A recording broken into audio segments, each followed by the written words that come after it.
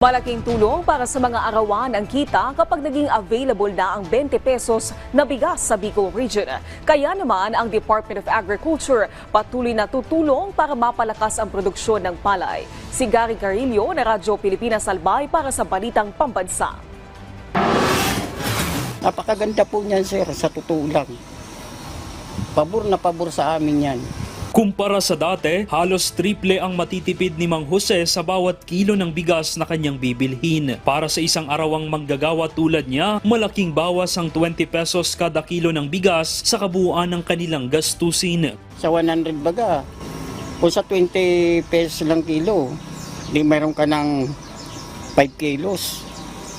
Tapos, so ibang pera, maabot mo pa yung ibang bilihin. Samantala, kumpiyansa ang Department of Agriculture Bicol na tataas ang produksyon ng palay sa rehiyon ngayong buwan ng Abril. Bukod kasi sa magandang kondisyon ng panahon, patuloy rin na pinapalawak ng gobyerno ang suporta at mga programa para sa mga magsasaka. Maganda po yung panahon natin and inaasahan ng Department of Agriculture na mataas ang aaning natin ngayon.